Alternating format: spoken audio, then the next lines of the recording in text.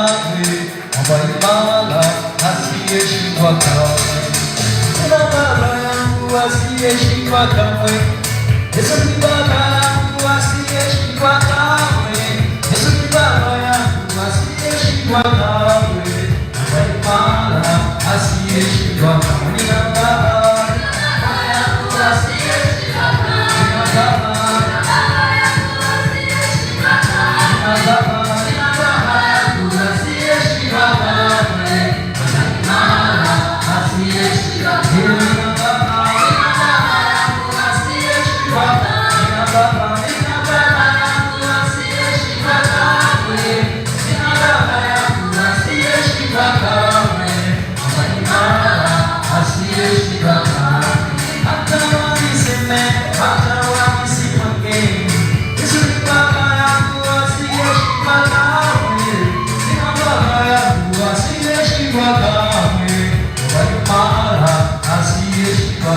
Nina baba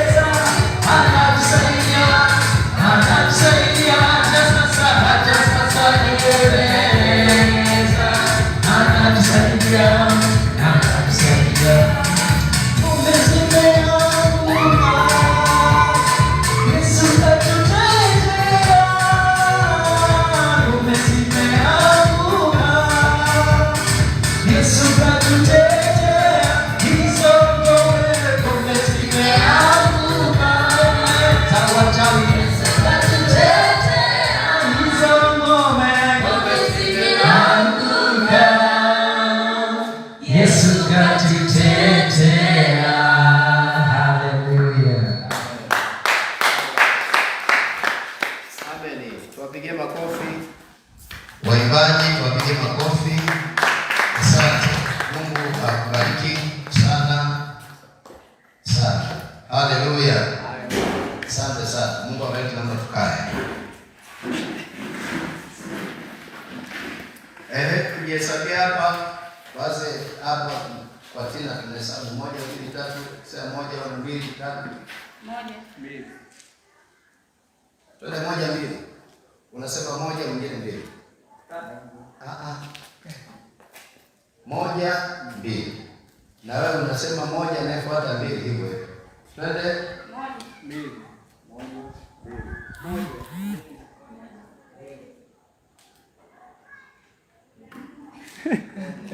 Wewe asema 2, wewe 1. 1 hata wewe 1. Kila mtu akae ni mbaya. 1.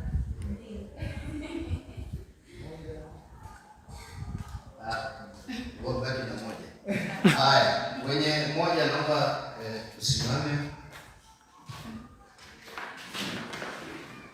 Waliosema 1.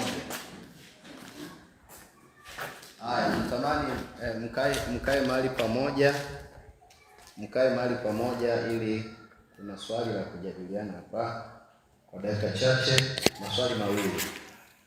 Sawa Maswali mawili. Nani nampa hii karatasi? Hizi karatasi. Maswali ya majibu. Kwa dakika chache. Haya, tafuteni engo, mkae wenye moja moja. 1 2 3 4 5 6. 1 2 3 4 5 6. Haya, wenye mbili, naomba na sisi tukusanyike mahali pamoja. Kuna mambo tujadili. Ingawa kile kikundi cha mchungaji wengi wakongwe, haina shida, lakini naomba mtajadili maswali haya, na naomba niwape tu dakika 5. Nani alishia moja alishia moja. Huyu akuepo Haya, 2 kaa pale. Asante.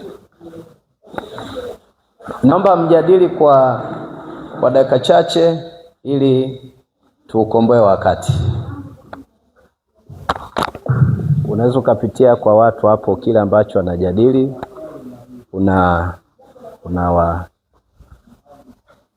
Majibu yenu ni siri, mtu mwingine asije akasikia. Yeah.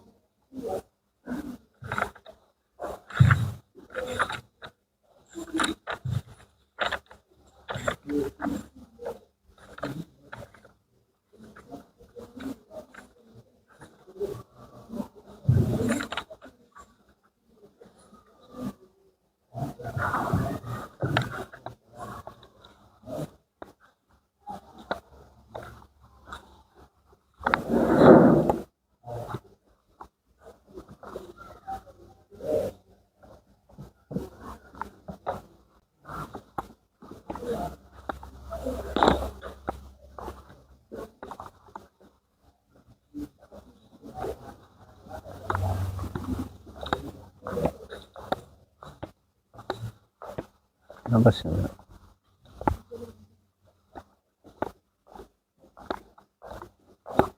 tupo ibadani, tutakupigia baadaye. Tupo ibadani.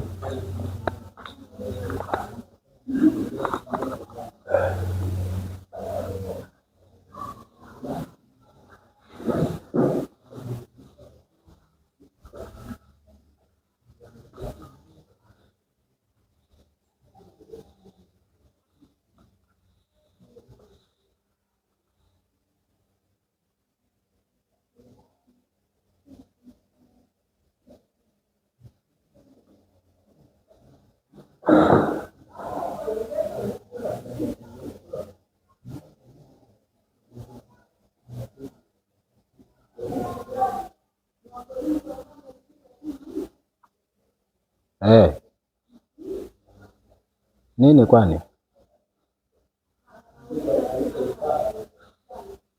Nini? Inasemaje?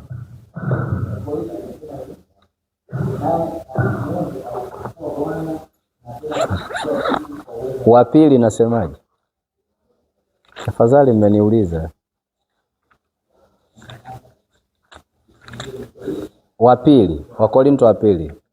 Nilikosea. Jamaa, hilo swali la Wakorintho ni wa pili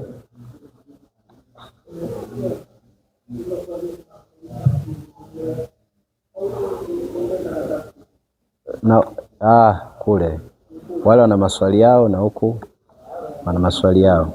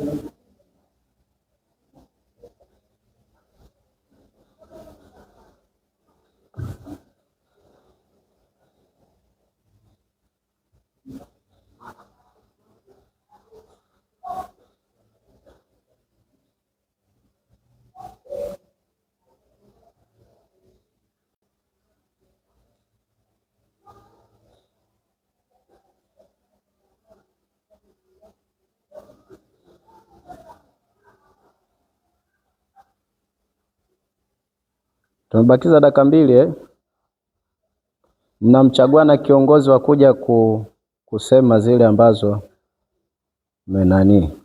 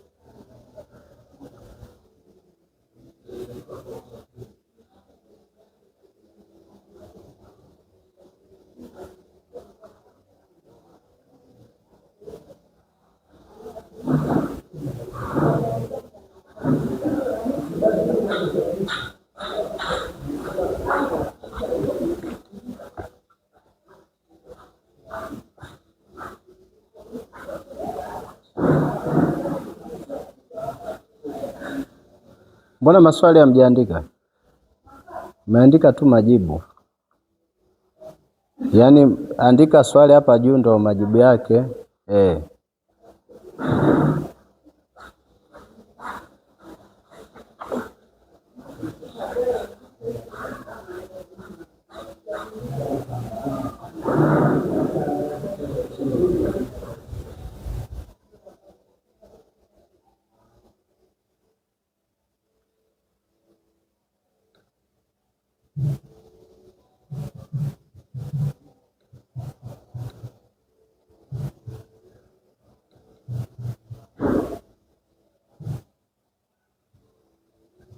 Bado dakika 1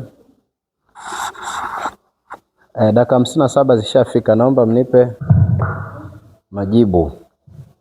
Asante. Kundi namba 1, naomba nipate majibu yenu na maswali yenu yalikuwa nasemaje.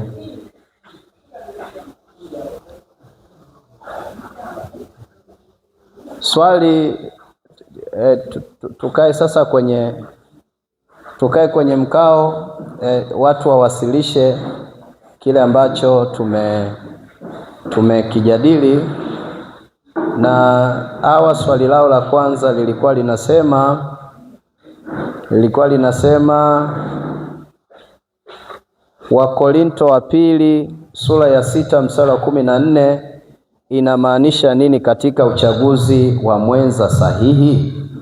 Wa mwenza, Wakorinto 6:14. Tusikie majibu yao namna walivyojibu. So nimkaribishe mwakilishi wa kundi namba 1 aje tujibu swali letu. Bwana Yesu asifiwe. Sio mama mchungaji. Aje mtu ambaye sio mtu wa madhabahuni atujibu kama walivyoulizwa.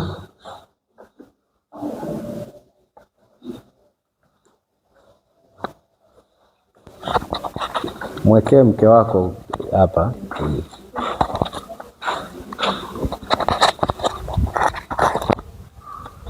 Karibu.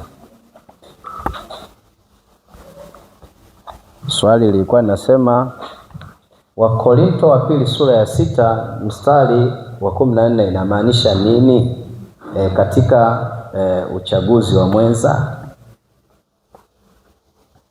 Bwana Yesu asifiwe. Amen. Tumejadili kwamba katika Wakorinto wa pili sauti. Mstari wa Wakorinto wa pili 6:14. Samani mwakilishi. Watumishi tushamaliza. Kwa hiyo mkae kwenye mkao sasa wa kusikilizana, na naomba ile daftari lisogee huku. Hao wameingia wawili kuona mwingine anakaa upande huo na mwingine huku. Okay. Asante. Sasa tujibu Wakorinto wa pili sura ya 6 mstari wa 14. Naomba aliyepata atusomee inasemaje, alafu nikauliza hiyo inamaanisha nini katika kuchagua mwenza sahihi? Amen. Ndiwe bila pamoja na wasioamini kwa jinsi sivyo sawasawa, kwa maana ana urafiki gani kati ya haki na uasi? Tena ana ushirika gani kati ya nuru na giza? Haleluya, tumemwelewa Haya, inamaanisha nini kwenye kuchagua mwenza? Twende tupate majibu. Jibu la kwanza na kuendelea, karibu. Asante. Jibu linasema kwamba maana yetu tulivyojadili ni kwamba watu tuliookoka hatupaswi kuchangamana na watu ambao wako gizani, watu wa kimataifa ambao hawajaokoka. Hatupaswi kuchangamana nao. Ndio. Nisikilize, tulieni. Mimi ndo namuoji. Nyinyi mmemchagua mwakilishi ambaye anaweza akawasilisha vizuri hoja yenu. Sawa jamani Nisomee majibu mlichojadili. Jibu linasema inamaanisha kwamba watu tuliookoka hatupaswi kuoa au kuolewa na watu wa mataifa ambao hawajaokoka, maana wao wapo gizani, sisi tupo nuruni. Na Biblia inasema hakuna urafiki kati ya giza na nuru. Wapigeni makofi. Asante sana. Yaani hivyo ndio vitu ninavyovitaka. Asante sana. Yaani unaambatanisha na ndio kwamba mchungaji tunaelewa. Bwana Yesu asifiwe. Amina. Shukuruni mlikuwa na mchungaji na mchungaji. Tuendelee swali la pili. Au kuna mengine kwenye swali la kwanza? Hapana. Swali la pili twende. Swali linasema mambo gani yanayofanya mahusiano kuvunjika? Mambo gani yanayofanya mahusiano kuvunjika? Jambo la kwanza, kuwasiliana mapema. Kuwasiliana mapema. Mnaelewa Ukimwona binti leo hapa, usianze kuomba namba ya simu.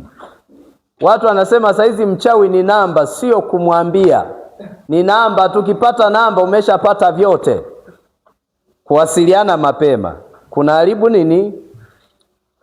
Mahusiano. Twende tena jambo lingine. Jambo la pili ni kufanya mapenzi kabla ya ndoa. Sikiliza, sio kufanya mapenzi. Kufanya mapenzi ni kwa wanandoa. Watu ambao hawajaoa wala kuolewa. Kufanya ngono sio uzinzi, ni ngono. Tena kwa lugha sahihi ni ngono zembe, kwa sababu hawajahalalishwa. Bwana Yesu asifiwe sana. Wanapajua chumbani lakini sebuleni hawajaingia bado. Yaani wameingilia chumbani, wameingilia kwenye madirisha. Bwana Yesu asifiwe. Amen. Ngono inavunja mahusiano mapema sana. Kwa sababu mtu akisha kuwa amekupenda, akishapata cha kwake alichokuwa nakitaka, kuna nini tena hapa? Huwezi kuolewa wala hawezi kukuoa. Huyo ni mbuzi kabisa. Twende. Jambo la tatu linasema kuacha imani. Kuacha imani. Kuacha imani. Kuacha imani. Hebu tuelezee hapo kuacha imani kivipi yani? Mambo yanayoweza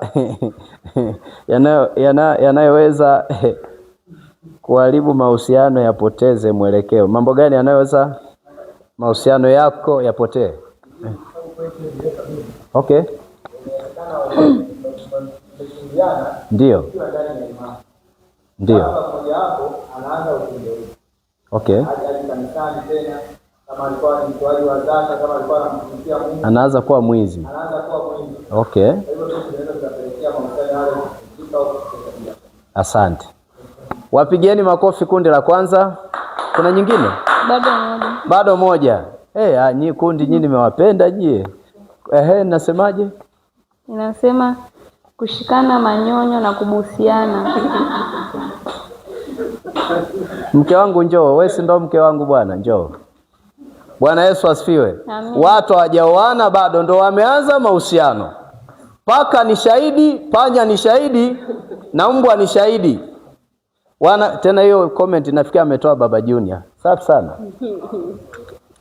Ni nani? Ni mama mchungaji. Kumbe. Bwana Yesu asifiwe. Sasa huyu ni mchumba wangu, ndo nafikiri natarajia awe mke wangu.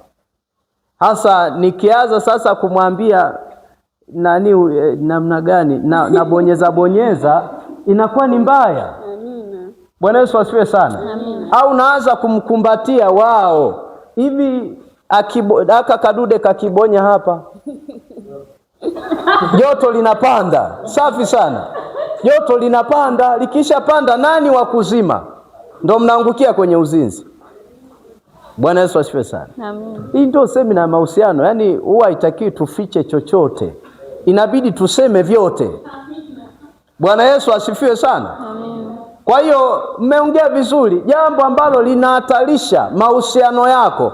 Kama una mchumba au msebule umeanza kukubonyeza kifuani, achana nao, huo ni ukoma. Kimbia kabisa hiyo, gari la takataka hilo. Jamani, haleluya. Haleluya. Watu waliookoka wanaheshimiana.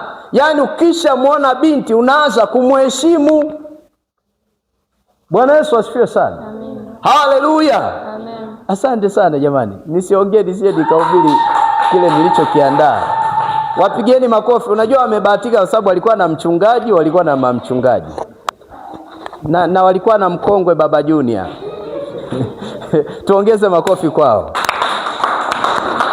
Asante. Sijapata majibu kwenye kikundi chenu. Karibu Mama Kijacho. Makofi kwa Mama Kijacho. Haya, naomba ile nini mwekee. Maswali haya hapa. Okay. Asante. Mike hapa. Mwambie ajipachike. Kimeng'ata. Okay. Sawa. Bwana Yesu asifiwe. Amen. Maswali yetu yanasema kwamba ni umri gani ambao mtu anatakiwa kuoa au kuolewa? Ni umri gani ambao mtu anatakiwa kuoa ama kuolewa? Tuambie umri gani? Miaka 12 au 13? Twende tupate majibu. Sisi tumeazimia kuwa ni kuanzia umri wa miaka 18 na kuendelea. Miaka 18 na kuendelea. Tuko sawa? Wako sahihi? Sasa kama wako sahihi ni jibu la kwanza eh? Jibu la kwanza. Ni jibu la kwanza kabisa. Miaka 18 na kuendelea.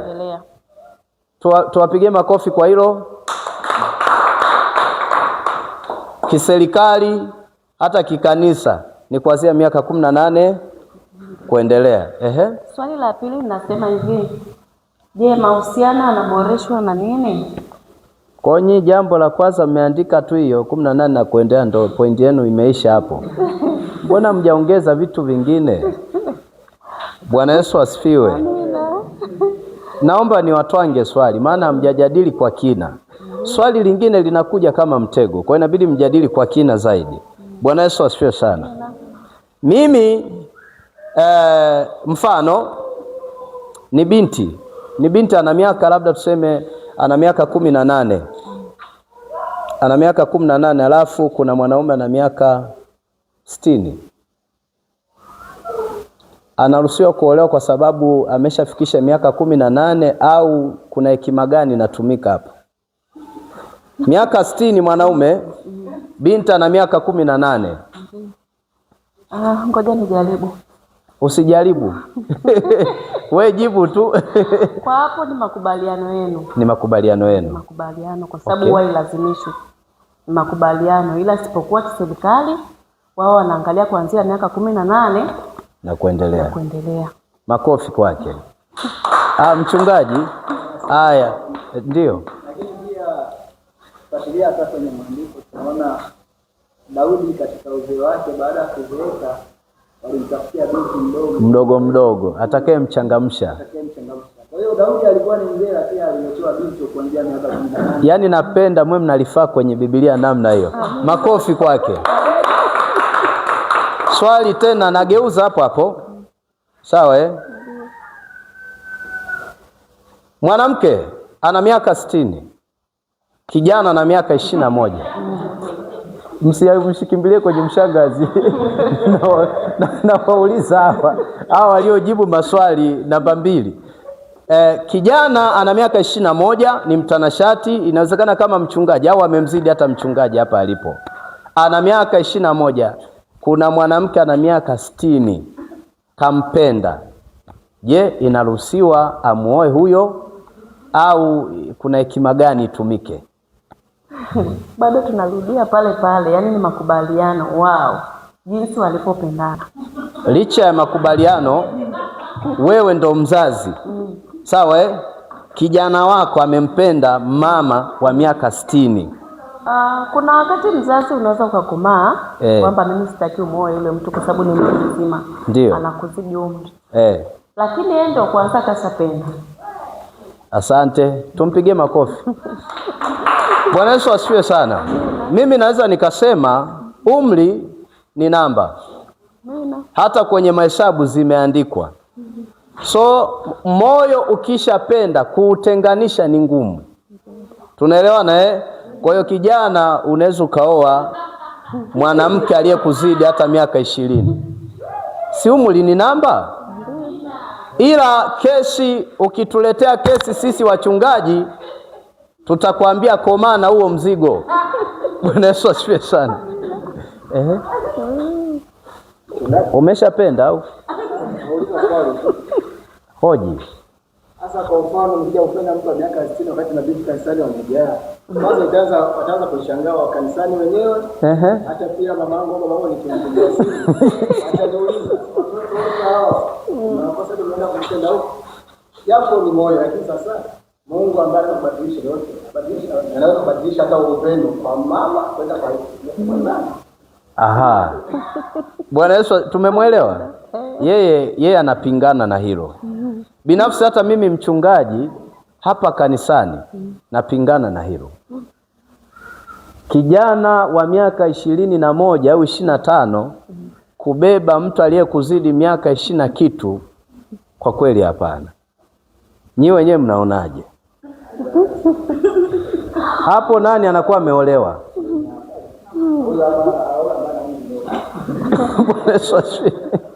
Hapo anayekuwa ameolewa sio yule mwanamke tena, ingawa mwanaume hata akiwa mdogo sana kwa mwanamke bado mamlaka inabaki pale pale, kwamba yeye anakuwa na mamlaka. Bwana Yesu asifiwe sana. Amen. Lakini mabinti wako wengi makanisani. Oeni mabinti, msioe mishangazi. Na wengine wanaoa wa miaka 60 kwa sababu wanafuata mali. Mwisho wa siku wanaingia kwenye nini? Kwenye magonjwa ya ajabu ajabu. Mtelezo, kitonga. Wavivu wa kazi. Jamani, Bwana Yesu asifiwe sana. Amina. Tena mishangazi inapenda vijana wadogo wadogo. Ilikuwa nasemaje lingine? Swali la pili linasema kwamba mahusiano yanaboreshwa na nini? Je, mahusiano yanaboreshwa na nini? Sisi tukaazimia kuwa mahusiano yanaboreshwa na upendo. Jamani, mahusiano yanaboreshwa kwa upendo na vitendo.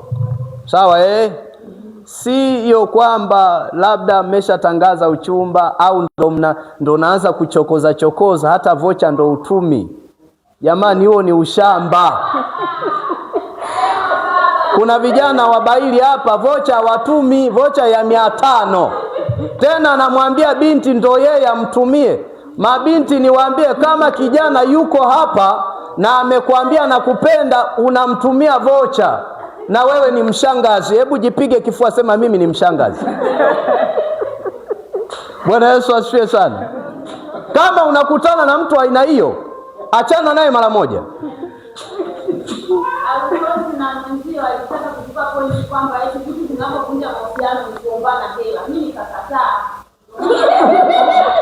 Mahusiano yanaendeshwa kwa gharama. Gharama ni pamoja na mali zako.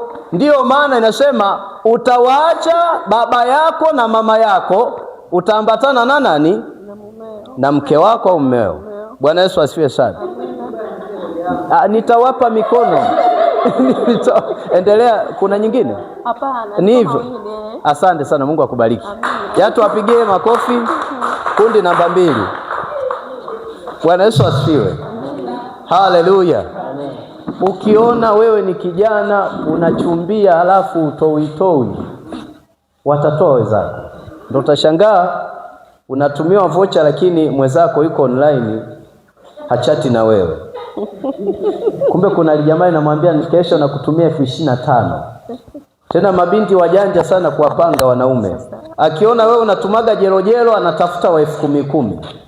Akiona wa 10,000 naye anazembea anatafuta wa 100,000. Bwana Yesu asifiwe sana. Na wewe ni muhuni, kwa nini umtunzi? Wote wahuni. Jamani, Bwana Yesu asifiwe sana.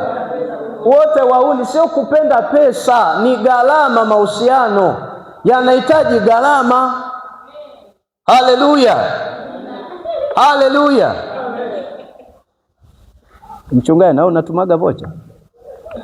Mimi labda nizungumzie katika hilo kweli. Nimeshashuhudia rafiki yangu alitaka kuoa lakini nyumba yake ilivunjika. Kisa ilikuwa ni yule binti alizoea kupigiwa simu kila wakati.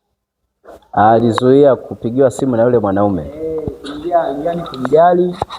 Yani jinsi anavyomkea kuongea naye. Kwa hiyo alipo stop kuwa anampigia simu anaona amefanya nini? Amebadilika.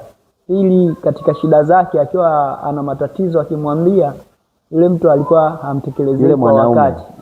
Alikuwa atekelezi kwa wakati. Kwa kuna kina Moses wakawa kumtia maswali na mawazo. Mwisho wa siku alisema mimi huyu mtu mimi naona hatutawezana mbele ya safari maana hanijali. Si mnaona Na moja ya kitu ambacho mabinti wanapenda sana, niwaambie, wanapenda sana kujaliwa.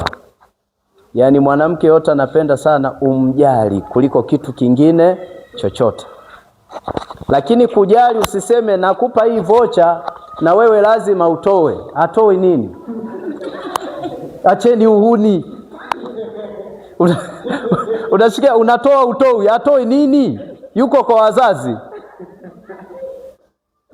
Leo njoo geto utatoa tu, atatoa nini? Acha umalaya wewe.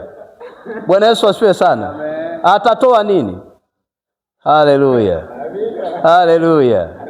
Hivi naruhusiwa mwe mnatembeleana mkisha chumbiana? Bwana Yesu asifiwe. Mnaruhusiwa? Mili kipata joto chanya na asi mnaanguka. Bwana Yesu asifiwe. Haya, mimi nilileta swali hilo nijaribu kujifunza kitu, lakini nimejifunza na nimeelewa. Bwana Yesu asifiwe. Kama una swali wewe noti mapema ili baadaye nitakaribisha. Bwana Yesu asifiwe. Leo nataka nifundishe somo linasema hivi, mitazamo 15 ambayo hupaswi kuingia nayo kwenye ndoa. Mwishoni nitataja tabia 15 ambazo binti anampenda kijana lakini hataki kumwambia. Nataka niwape kodi vijana, mwe mnajua ukiona uko na binti kati ya zile tabia 15 basi ujuage ananipenda. Sawa Sio mnakaa tu kama wanaita nini? Madomozege vijana. Una approach kwenye simu. Yaani simu inakusaidia kukupatia mke. Nenda live. Mwambie bwana nakupenda, nataka uwe mke wangu.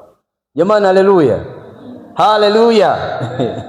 Haya, alafu nitataja tabia 2 tu kwa vijana ili mabinti wasiumie sana.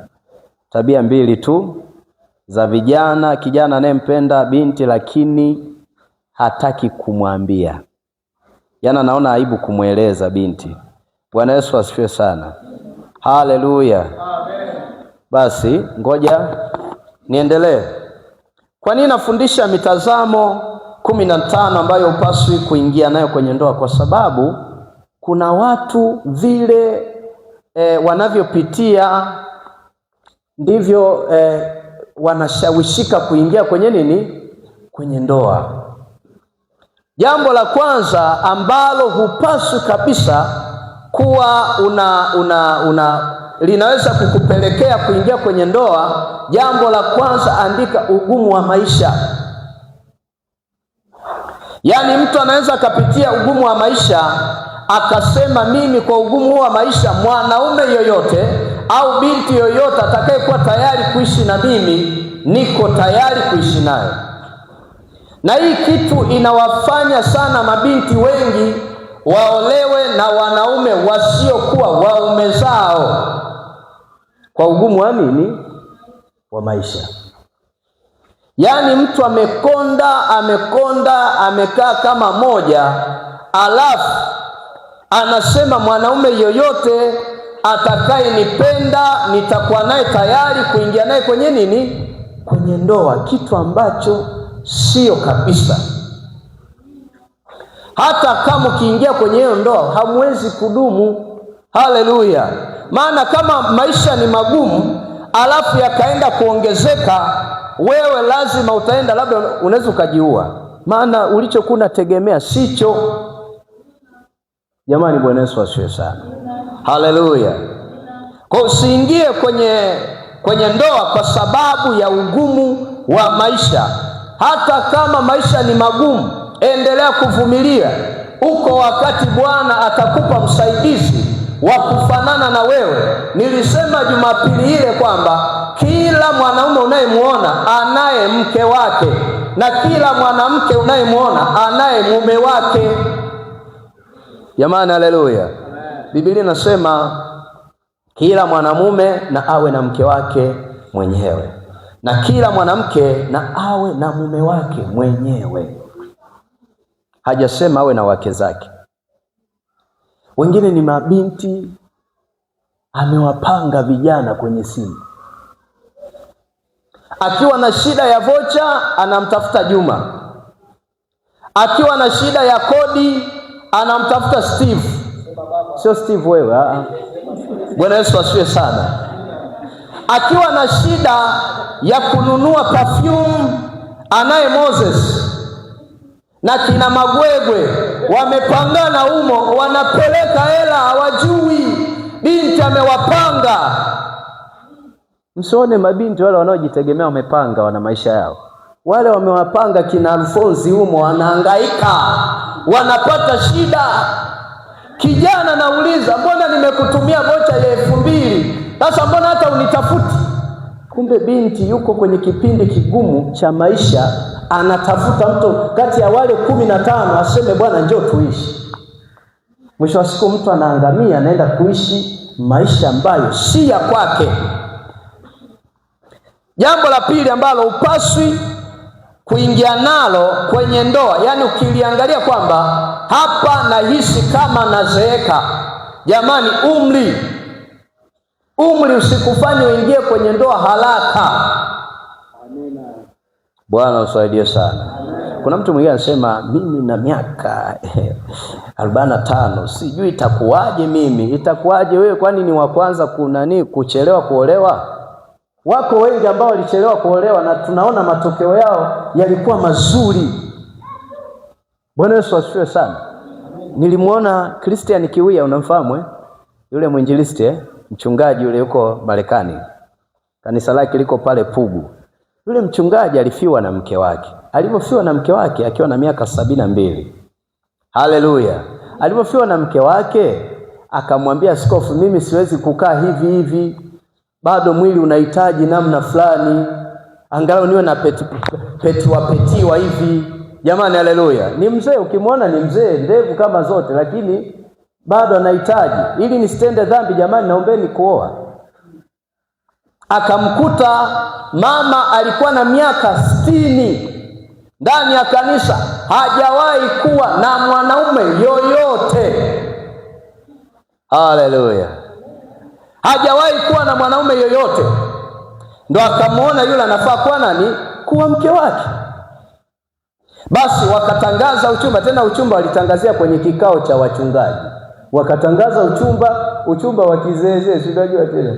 Kambalisha pete pale, lakini harusi yake ilikuwa ni funika. Ilikuwa ni hatari. Walihudhuria maaskofu, walihudhuria watu mashuhuri, wanainjili walihudhuria kwenye harusi yake, mpaka kina Moses Magembe walienda pale Pugu. Bwana asifiwe sana.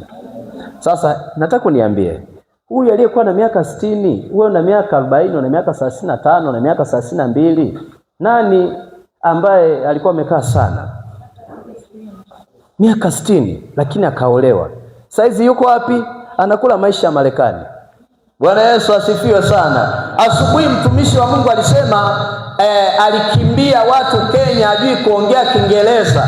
Nataka nikwambie, unaweza ukawa umri wako umeenda sana, Mungu akakuletea mtu ambaye anatoka nchi za nje, ukashangaa automatically unaijua Kiingereza, kwa sababu tayari mume wako anaishi kule, na wewe maisha yako sio Tanzania tena, ni nchi za nje.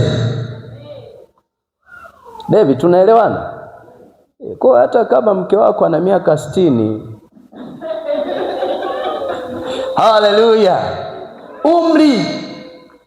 Lakini kuna mwingine, kwa mfano, kuna binti anaweza kachumbiwa amemzidi kijana umri miaka 2. Bwana, wewe ukubaliki tu, huyu anafaa kuwa mume wako, usikatae. Jamani, Bwana Yesu asifiwe sana. Ila ni siri yenu, usituambie. Ila mchungaji lazima nijue. Bwana Yesu asifiwe. Mimi nikishajua sina nyamaza tu kimya. Jamani, haleluya. Binti akikuzidi mwaka mmoja, miaka 2, unaweza kubeba kwa mke, na ndani atakuheshimu kama mume. Akileta ujinga kwa mchungaji, papo tutamnyosha. Jamani, haleluya. Tutamnyosha na atakaa kwenye mstari. Haleluya. Haleluya. Na uhakikishe, unajua kuna mabinti saizi wanawalipia mahali vijana. Kuna kijana anataka kulipiwa mahali na binti. Nataka nikwambie, kama una mawazo hayo, basi jiandae kuolewa. Tutaleta posa kwenu na mahali kwenu wewe kijana. Haleluya. Hakuna kijana kulipiwa mahali. Marufuku kulipiwa mahali. Umri ni sawa, lakini ukishafika umri fulani inabidi uhame, utoke, uende ukajitegemee. Ukishakuwa unajitegemea, utapata akili kwamba vyombo vinanihusu kuosha, nguo zinanihusu kufua, kila kitu, maji yananihusu kuchota. Kwa ili ukomae, lazima uwe peke yako ili utafute msaidizi. Lakini kama unaona umri wako unaenda sana, endelea kuvumilia, watumishi wa Bwana. Endelea kuvumilia. Haleluya. Endelea kuvumilia. Wako watu wana miaka saizi 80 kitu, hawajai kuwa na mke, hawajai kuwa na mwanaume, na wanajitunza. Haleluya. Mabinti wakishaona wameelekea umri fulani, wanaanza kusumbua vijana. Anaanza kutuma message za uchokozi. Baby, nimekosea namba, sio kwako, nilikuwa namtumia mtu fulani. Jamani, haleluya. Haleluya. Vipi, alishakukosea message mtu? Wanakosea sana, lakini sio wanakosea, wanakuwa melenga kabisa kwamba hili lijamaa mbona lipo tu, alielewi kama mimi nalipenda. Bwana Yesu asifiwe sana. Haleluya. Imefika wakati vijana wanaona mabinti kanisani kama visiki, kama wanaume wenzake. Eti bwana, unamuona Tina pale ni binti kabisa. Eti wewe kwenye macho ya roho, eti mchungaji macho ya roho naona kisiki kabisa. Wewe uona macho ya roho kuliko roho Mtakatifu? Unamuona Walidi pale, unamuona na unywele wake, unasema Alfonso umegeuka vizuri. Unasema sasa, mwisho wa siku unakuta mambo yanaharibika. Haleluya. Haleluya. Bwana Yesu asifiwe. Usiingie kwenye ndoa kwa sababu ya umri umeenda, ukasema ngoja niharakishe, ngoja niingie kwenye nini? Kwenye ndoa. Unajipalia moto. Sawa jamani? Hata kama umri unazidi kwenda, iko siku Mungu atakukumbuka. Iko siku Mungu atafanya. Najua hata Hana alipokuwa hana mtoto, umri ulikuwa unaendelea kwenda, Biblia inasema moyo wa Hana aliumimina kwa Bwana, akamwita Bwana. Watu wakasema inawezekana amelewa, hata mume wake alisema inawezekana amelewa, lakini Hana akasema roho yangu nimeimimina kwa Bwana, naelewa ninachozungumza na Bwana, pamoja na umri wangu kuna wakati Bwana atanifurahisha. Kwa hata wewe ambaye unasubiri kuolewa, umri wako unaenda, nataka nikwambie usijali, mume wako yupo atakuja, mke wako yupo atakuja, na yuko njiani, muda so mrefu tutakula ubwabwa. Haleluya! Lazima tutakula, kwa sababu agano la Mungu huwa halibadiliki. Mungu akisha sema amesema. Jambo la tatu, mimba au ujauzito. Nasoma sana komenti kwenye mtandao. Wengi walioingia kwenye ndoa kwa sababu ya kupata mimba wanapata shida saa hizi. Aise, wewe mtoto wewe mpelekeni kule kwa wale zake, mpelekeni kule kwa kina nani kule wakacheze naye. Haleluya! Watu wengi ambao unakuta watu walikuwa kwenye mahusiano vizuri tu, mahusiano vizuri kabisa, lakini yale mahusiano binti amepata mimba, wamefanya ngono, binti amepata nini? Amepata mimba. Kupata mimba, wazazi wanamwambia bwana, nyumbani sisi hatukuhitaji. Anasema sasa niende wapi? Anaanza kumshawishi kijana, basi ngoja tu nije tuishi tu, tuanze maisha. Jamani, haleluya, tuanze tu maisha kwa sababu nina mimba yako. Manake mimba ikishaisha pale, maisha yanayoanza pale ni ya majuto, kwa sababu unaishi na mtu ambaye si wa kwako, ila kwa sababu ulikuwa na mimba yake ukaamua kufanyaje? Kuishi naye. Haleluya! Huo mtazamo tuuondoe wa kuishi na mtu kwa sababu ya mimba ulionayo ya kwake. Usiishi naye kwa sababu hiyo, ishi naye kwa sababu ni mpango wa Mungu. Nataka nikwambie, hata kama ile ni mimba yake, mwambie hivi, niko nyumbani, lea mimba yako, lakini mimi si mke wako. Ilitokea bahati mbaya tukamkosea Mungu, tena tutubu, tuache hii tabia. Unapoendelea kuishi naye unaendelea kumkosea Mungu. Jamani, haleluya! Kwa usiingie kwa sababu ya mimba au kwa sababu ulizaa naye. Cha kufanya, tubu na kutengeneza na Mungu, alafu tazamia kwa Mungu yule wa kusudi lako. Tunaelewana watumishi wa Bwana? Tunaelewana watumishi wa Bwana? Watu tuko hapa, watu kabla hatujaokoka tulizaa kabla huko.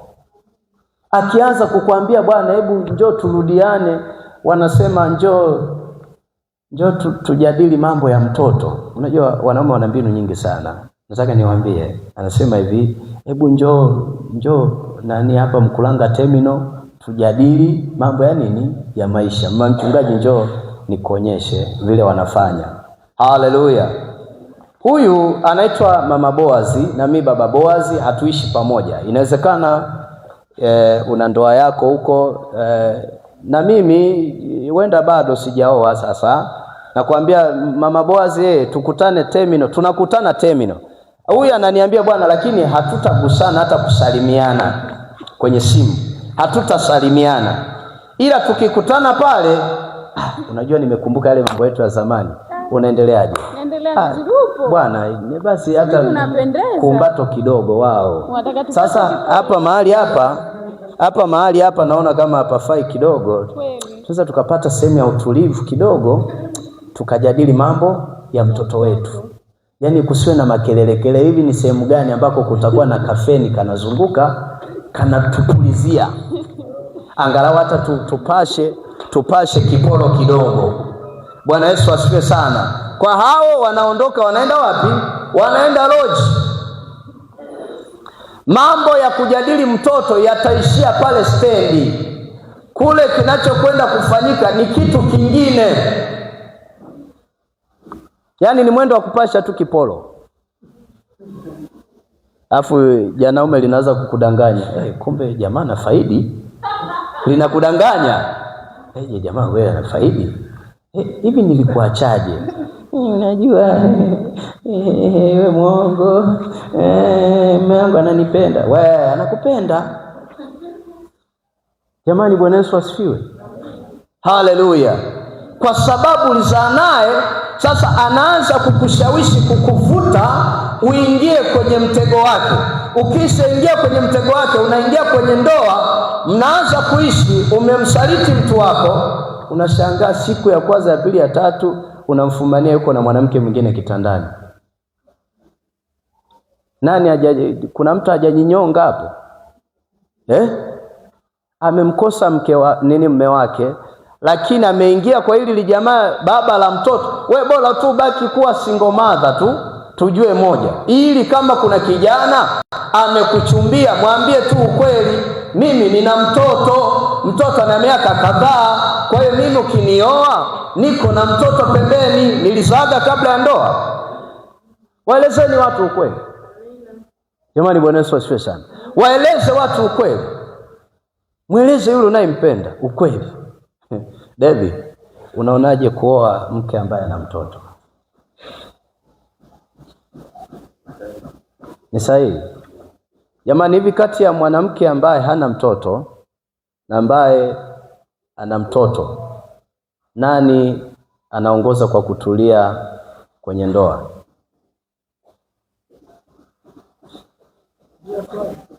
Mwanamke mwenye mtoto na ambaye hana mtoto, nani anayeongoza kukaa vizuri kwenye ndoa, kutulia kwenye ndoa? Nimepata wajumbe wawili.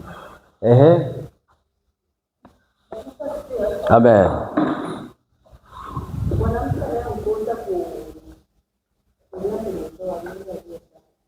Aliyezaa. Aha. Haya, tumpige makofi.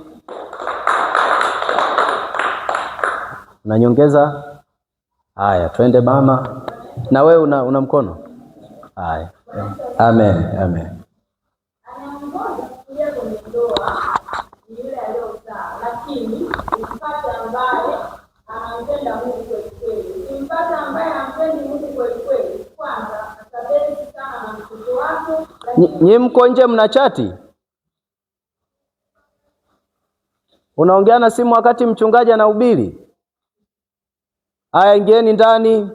Hamna kuchati wakati nahubiri. Ni utomvu wa nidhamu. Ingieni ndani. Huko nje sitaki kumuona mtu, niwaone tu watoto huko. Huyo muite doli ili wacheze naye ili asipate shida. Bwana Yesu asifiwe. Tuwe na nidhamu jamani, Mchungaji akisimama madhabahuni tukisha fungua kipindi haitaki kucheza na simu. Jamani, haleluya. Hata kama kakwambia nakupenda basi haina shida. Tuendelee huku kwanza ili ukitoka hapa utaenjoy zaidi. Haleluya. Hamna kutoka wakati mimi nahubiri hapa. Labda ukitoka na kuambia bana sasa njoo uhubiri tu mwenyewe ili ni mimi nianze kutoka nje, naingia natoka naongea na simu vile nataka ili nione unajisikiaje. Jamani, haleluya. Ni mchungaji, nivumilie, sipendagi kumzunguka mtu. Twende mama. Nilikuwa nasema hivi atakaye kwenye ndoa ni yule ambaye ana mtoto, lakini umuoe ambaye anamjua Mungu kweli kweli. Ila ukimchukua mtu mwenye mtoto wa Mungu kweli kweli, kwanza huwa anabezi sana na mtoto wake. Okay. Lakini pia wengine huwa wanapata vikoro, lakini jambo la atakuwa na kero kwamba wewe kama nilimwacha yule na yeye anaweza nikakuacha, ila kama mimi, lakini kama anamjua Mungu vizuri anakuja. Amen. Bwana Yesu asifiwe. Haleluya. Anasema mke mwema ni nani atakayemuona? Au sinasema hivi, atakaye awezaye kumuona. Mke mwema nani awezaye kumuona? Si ndio? Je, ni mwenye mtoto? Mimi nafikiri nimemuoa mke wangu hana mtoto na ametulia kwenye ndoa. Haleluya. Na ametulia kwenye ndoa, lakini kuna watu wengine wameoa ambao wana watoto na wametulia kwenye ndoa. Mke mwema ni nani atakayemuona? Ni nani?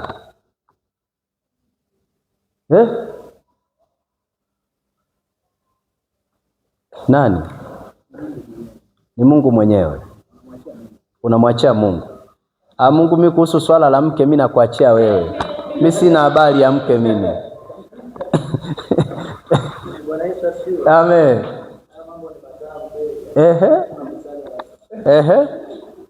Mimi nasema hivi. Ndio. Mwanamke mwenye mtoto na asiyekuwa na mtoto. Mimi nasema mwanamke mwenye mtoto mawili anaweza akatamani kuolewa kwa sababu hana mtu wa kulea mtoto wake. Okay. Akakubali kuolewa kwa sababu ya asaidiwe kulelewa mtoto wake. Okay. Lakini ndani yake mapenzi yakuwa hayapo kwako. Akafanya vile apendavyo yeye kwa sababu mapenzi kwako hayapo. Okay. Lakini kwa lengo la nini? Mtoto wangu asaidike. Yes. Na mwanamke ambaye hajaolewa pia anaweza akakubali kuolewa ambaye hana mtoto kwa sababu amemuona huyu mtu ana pesa. Kwa hiyo anaweza akapata pesa. Sawa? Kwa hiyo hizi vitu hivi. Ukienda navyo kimwili unaweza ukapata shida sana. Kusema mwanamke ambaye hajaolewa nani ambaye hajazaa ndio mzuri, unasema mwanamke ambaye ana mtoto ndio mzuri. Okay. Lakini ukweli halisi ni kwamba ili kumpata mtu sahihi,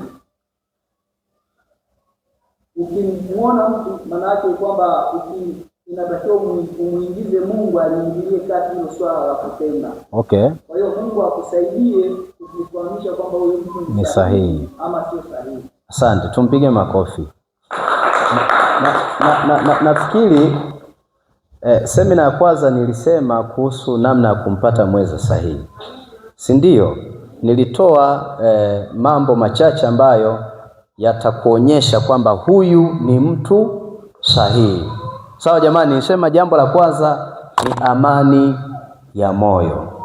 Awe amezaa Doli, nenda naye kule kacheze naye. Bwana Yesu asifiwe sana. Haleluya. Moja nisema amani ya moyo huwa inaamua wapi? Inaamua ndani kwamba huyu ndiye. Wote hapa tumeoa, tumeolewa. Lakini cha kwanza kabisa na kinachotufanya saizi tuishi na wake zetu, tuishi na waume zetu ni amani ya moyo. Sawa jamani Ni amani ya moyo. Kwa hiyo kumbe mwanamke anaweza akakupenda ili tu utimize makusudi ya mtoto wake. Kama ni kusoma asome vizuri. Si ndio jamani? Jambo la nne andika, kumhurumia kijana au binti. Usioe au kuolewa kwa sababu ya kumhurumia kijana au binti. Eti kwa sababu ya kumhurumia kijana, unaweza kukuta kijana amekufuatilia kwa muda mrefu na zawadi anakupa, unaamua kumuonea huruma kwamba sasa naona kila siku anatoa 10,000, anatoa 20,000, wacha tu nimhurumie niingie naye kwenye nini? Kwenye ndoa. Hata kama anakupa nyumba, hata kama amekupa hati 10 za kiwanja, usimuonee huruma. Ametoa kwa moyo wake, kwa ujinga wake yeye mwenyewe. Nikwambie kitu, usije ukamsomesha mchumba. Labda mpeleke chuo cha Biblia akasome. Maana akienda kusoma chuo cha Biblia atakutana na kina Mgimu hapa, tutapiga Injili. Lakini akisoma, ukimsomesha mchumba hapa siwe mke wako, ni shida. Utaishia kujinyonga. Wengi wamefanya hivyo, lakini wameangukia pua. Ni kwa sababu ya kumhurumia mtu. Namuonea huruma huyu, ni kwa sababu nimemsaidia, sasa ngoja tu nimuoe kabisa. Hapana, sio mpango wa Mungu. Bwana Yesu asifiwe sana. Usimhurumie kijana. Saizi amekonda, naona amekonda kwa sababu ananifuatilia, jibu langu simpi. Sasa wacha tu nikubali niishi naye kwenye ndoa. Ndio tunakuja hapa kwamba utaishi naye lakini huna amani kabisa. Amani, tunaelewana? Tunaelewana? Kale kasabato kale. Usikaonee huruma. Kama umembloku nani huyo mtu uliyekuwa naye kwenye mahusiano, umeona anakutoa kwenye leli ya kimungu, kama umembloku hivi, kuna watu wanabloku wachumba zao lakini namba za simu wamezikalili. Mchungaji, mimi nimeamua kufuta kabisa. Unaona hii ya msabato hii naifuta kabisa. Baadaye kumbuka wema aliotendewa kumhurumia, ila ngoja tu niandike namba afu nimtumie. Ngoja tu nimpigie. Halo, nimerejea kwa jina la Bwana. Hongera kwa maombi. Wewe unafuta namba umekalili kichwani. We mjinga mpumbafu. We mpumbafu. Mjinga na kidogo anaweza kapata uelewa, lakini sio mpumbavu. Jamani, Bwana Yesu asifiwe sana. Haleluya. Kwa usije ukaingia kwenye ndoa kwa sababu ya kumuonea huruma binti au kumuonea huruma kijana.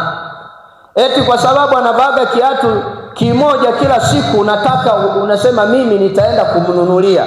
Nataka nikwambie, kipindi chochote ambacho mnaoana, kuna kipindi fulani wa kinafika kinaitwa mjue mwenzako. Kwenye ndoa kuna vipindi vingapi wanandoa? Bwana Yesu asifiwe. Kuna vipindi vingapi? Cha kwanza cha honeymoon. Kipindi cha honeymoon hicho, yani mnaweza mkawa hata mko stendi, yani mnajiona pale stendi mko wawili tu, mkakumbatiana pale, mkaanza mpaka kugusiana, watu wanawaangalia. Ni kipindi cha honeymoon. Wakongwe hawatashangaa, wale ende wacheni. Kuna kipindi cha msako, cha kujitafuta. Mimi ni nani? Wewe ni nani? Ndio pale mwanaume anasema 1, mwanamke anasema 7.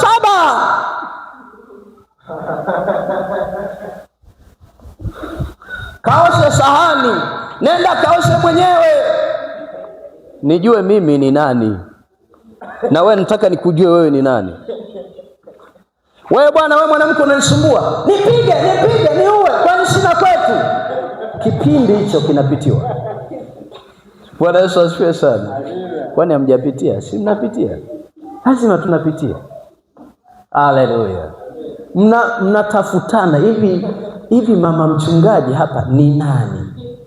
Na mimi niko engo ipi? Ili tuwe pamoja, tuwe lugha moja, tuwe na msemo mmoja, lazima tutafutane vizuri. Ila hapa kwenye honeymoon, niseme tu mtu hata kijambo unamwambia pole baby. Bwana Yesu asifiwe sana. Harufu inanukia kama perfume. Jamani, Bwana Yesu asifiwe sana. Ni kipindi kinaitwa cha honeymoon. Lakini kikifika kipindi kinaitwa mjue zaidi. Kuna kipindi ITV kinaitwa mjue zaidi. Kile kipindi ndoa nyingi ziliharibikia pale. Kama uliolewa kwa kumhurumia huyo mchumba mume wako, yani pale mnaachana. Bwana Yesu asifiwe sana. Yani unasikia, yani kama kipindi cha honeymoon ni raha sana. Mnaoga pamoja, sokoni mnaenda pamoja. Akiwa anapika kaugali, anambia mke wangu hebu tulia kwanza kidogo, wacha nipike. Wewe endelea kunikuna mgongoni. Anakukuna mgongoni huko napika ugali. Ni kipindi cha nini? Cha honeymoon. Sasa kifike hicho kipindi cha mtafute mwenzako yuko wapi. Hapo ndo utaanza kujuta. Utasema, hivi wewe ndo mke wangu Hivi wewe ndio yule ulikuwa unaniambia utanisaidiaga hata kunivua viatu? Bwana we kitanda kile pale kile. Kama unataka utandike utatandika. Utajua wewe bwana. Kwani mimi mwenyewe nina mama, usione hivi. Mimi mwenyewe mtoto wa mwanamke mwenzako. Usione wewe mwanaume tu. Afu mwanaume suruali tu. Kipindi kinaitwa Nijue Mimi Ni Nani. Haleluya. Haleluya. Haleluya. Kipindi cha mwisho kinasemaje? Kipindi cha mwisho ambacho tayari umeshamjua kwamba Suzi ni mkali sana, nikigusa engo fulani ni udhaifu wake, ni mkali sana. Udhaifu wa mke wangu ni chips yai. Yaani mke wangu hata mkigombana vipi, nunua tu chips yai. Mwambie mke wangu hii hapa. Jamani, wewe nakupenda. Kingine udhaifu wake ni kitimoto. Bwana Yesu asifiwe sana. Ukishajua udhaifu wa mwenzako, wote mtakuwa lugha moja. Bwana Yesu asifiwe sana. Lakini kama ulikuwa unamhurumia mbambe huyu, naona ni mweupe sana lakini ana ugumu kidogo wa maisha, ngoja niingie naye kwenye ndoa. Siku akija kukubadilikia, unamwona mpole leo, sio mpole. Mnamwona Moses kama mpole, ingia naye ndani uone. Ni mkali. Haleluya. Unamwona Neema mpole, sio mpole. Ukitaka ujue muulize mume wake. Mwambie Neema vipi ukigusagusa kwenye we usiguse. Jamani, haleluya. Usimhurumie mtu, usiingie kwenye ndoa sababu ya kumhurumia mtu. Jambo la 5, tamaa ya mali. Usiingie kwenye ndoa kwa sababu ya tamaa za mali. Binti au kijana alizonazo. Haleluya. Haleluya. Hapa pazuri alisema ndugu yangu, nikasema ngoja nisicomment chochote kwa sababu jana wakati naandika ili somo usiku niliandika kwamba watu anaona pale kanisani kijana yupi ananiga tai kila siku. Kijana anayeniga tai kila siku ni nani pale? Alafu kwenye michango ya vijana pale au mchungaji akitangaza mchango anakuaga wa kwanza nani na anatoaga shingapi? Mabinti wanajua. Nyinyi mabinti si mnajua? Vijana unasikia Amani, nyinyi mwe mnajitahidi sana kusimama. Yaani mchungaji ametangaza mchango, nyosha mkono haraka. Unasikia? Nyosheni mkono haraka. Bwana Yesu asifiwe sana. Yaani mimi kanisani kule bwana nilikuwa nikisimama, macho ya mabinti. Nani yule? Mgimwa safi. Mimi hata ninapochumbia sikuambia kwamba namchumbia mama mchungaji. Kwa sababu yeye ilikuwa ni umbo fulani hivi niliokuwa nalipenda. Alafu vijana nafikiri wote walikuwa wanapendea hicho. Kwa sikuambia vijana wasije kafanyaje wakanipiku. Haleluya. Bwana Yesu asifiwe sana. Tamaa ya mali. Mtu anaona kijana yule ana gari anasema yes, yule naenda kuishi naye. Nataka nikwambie uolewi na gari wala uolewi na nyumba, na kitandani uendi kulala na gari, unaenda kulala na yule mwenye gari. Tunaelewana tumisha wa Bwana? Mchungaji unajua nilimuona na mali nikajua ulijua unaenda kulala na zile mali. Mwe mnawaza kwa kina kwamba huyu ninayemchagua ndo wa kwangu milele yote mpaka kufa kwetu. Bwana Yesu asifiwe sana. Ndoa yoyote inayojengwa kwenye vitu, basi hiyo ndoa sio salama. Mali zikiisha huwa zinatafutwa. Kama kijana unamwona leo haeleweki, nataka nikwambie huyo ndio mume bora. Nisikilize nikwambie, nyinyi mabinti mnatamaa sana za mali. Nisikilize nikwambie. Kuna kijana kanisani kwetu. kanisani kwetu Mbagala, maeneo fulani, alikuwa anabadilisha suti kila ibada, mpaka mimi niliingiwa na wivu, nikasema huyu mabinti humu ameisha, yaani wote watakuwa namzimikia yeye. Haleluya! Yaani kiatu kingine, suti nyingine, kila ibada yeye, na yaani mavazi yuko smart. Nikasema hapa tushapigwa, yaani hapa mke sipati kabisa. Sasa kumbe yule bwana alikuwa anazima suti, kumbe ndo niligundua kwamba kuna kodi, kuna suti za kukodishwa. Kuna suti za kukodishwa, alafu kuna magari unaweza tukamwambia mtu, bwana nataka masaa 8 nikodishe nitembee nayo hapa Dar es Salaam.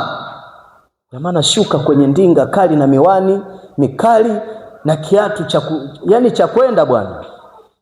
Siku bwana ameacha kazi, haki ya Mungu alikuja kwangu, mchungaji, naomba niazime shati hata moja. Sasa nikamwambia, wewe unaongea ukweli au unanitega? Unasemaje? Hebu nyosha vizuri Kiswahili. Naomba niazime shati tu nivae kanisani, hata kakoti fulani.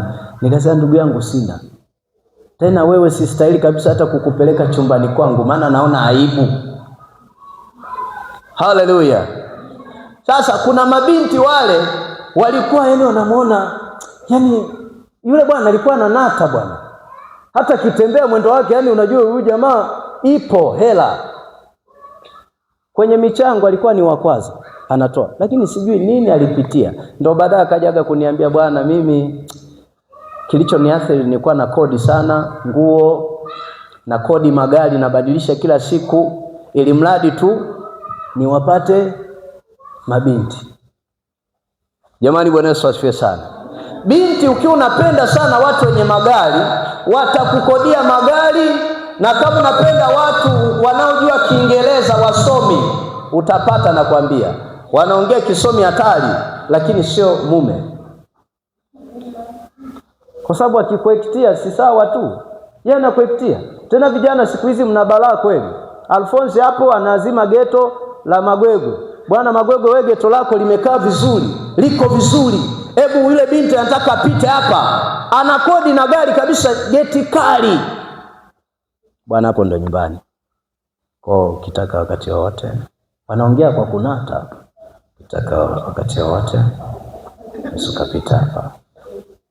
Na nina umbwa wangu wakali sana, kwa hiyo nitawaambia kwamba nimepata mchumba na atakuwa ndo mwenye nyumba, atakuwa anawalisha chakula. Unajisikiaje baby? Okay, uko sawa? Jioni Magwega anamwambia, ndugu wewe, muda ushaisha, naomba gari yangu na nyumba yangu nikabidhi, nataka kurudi nyumbani. Tulia basi kidogo baby, unajua tulikuwa tunaweka mambo sawa, usijali. Unaniharibia wewe, unaniharibia.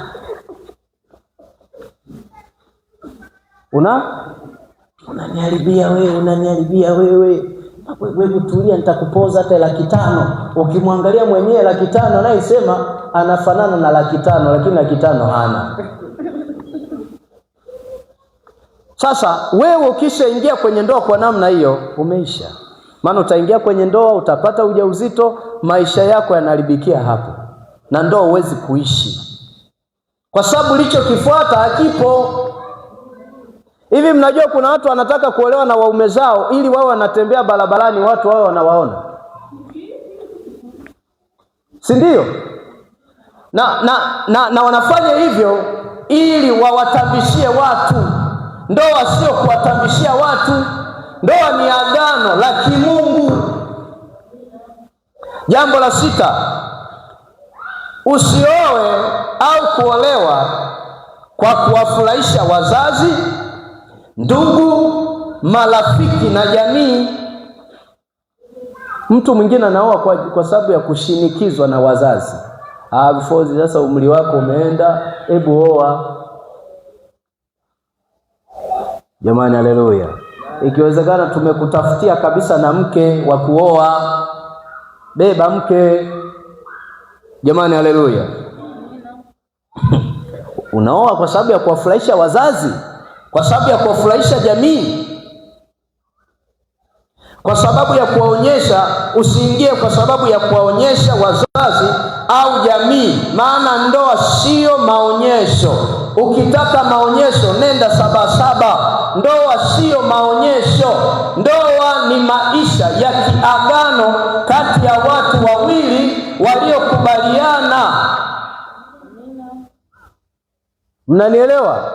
Sisi tunaweza tukaandaa sherehe kubwa hapa, tukafurahi, tukaenjoy, tukala chakula, tukanywa soda mpaka tukaacha, lakini maisha mnaenda kuishi watu wawili. Sawa jamani? Wewe swala la kusema ndoa jamaa tulikula tulishiba, zile ni stori za siku 2-3. Maisha ya miaka yote utayaishi wewe na mke wako, wewe na mume wako. Bwana Yesu asifiwe sana.